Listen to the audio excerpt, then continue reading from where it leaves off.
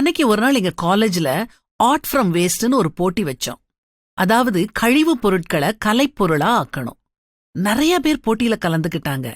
யாருக்கு பரிசு கொடுக்கறதுன்னே தெரியல. அவ்வளவு தூரம் எல்லாமே நல்லா இருந்துச்சு.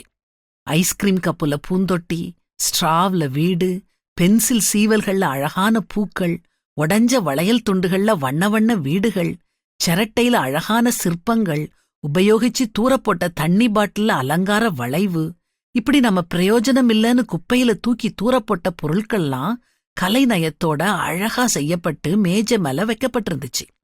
எனக்கு பிரமிப்பா இருந்துச்சுது. இந்த பொருட்கள்லாம் இவ்வளவு அழகா, இத நம்ம இவ்வளவு நாள் கவனிக்கலையே, இதெல்லாம் ஒன்னுக்கும் லாயக்கில்லன்னு தூக்கி போட்ட பொருட்களாச்சுதேன்னு நினைச்சேன். இப்படித்தான் நம்மளையும் பலர் ஒன்னுக்கும் லாயக்கில்லன்னு சொல்லலாம். ஏன், நாமளே கூட நம்மள பத்தி அப்படி நினைக்கலாம். ஆனா கடவுள் நம்மள பத்தி அப்படி நினைக்கல. குயவன் மண்ண குழைச்சி தான் விருப்பப்படி ஒரு பானைய வனையறது மாதிரி கடவுளும் நம்மள மத்தவங்களுக்கு உபயோகமுள்ள பாத்திரமா மாத்துறாரு. குப்பை கூடையில இருந்து நம்மை தூக்கி எடுத்து உயர்ந்த இடத்துல வைப்பாரு. உபயோகம் இல்லாதவங்கன்னு நம்மள அலட்சியம் செய்தவங்கெல்லாம் நம்மள ஆச்சரியத்தோடு பாப்பாங்க. அதனால என்கிட்ட ஒண்ணுமே இல்ல, நான் யாருக்கும் பிரயோஜனம் இல்லன்னு கவலைப்படாதீங்க.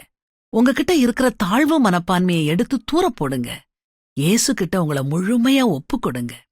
இயேசு நம்மள உருக்கட்டும், நொறுக்கட்டும், வனையட்டும். கடைசில நீங்க தங்கமா மின்ன போறீங்க, வைரமா ஜொலிக்க போறீங்க.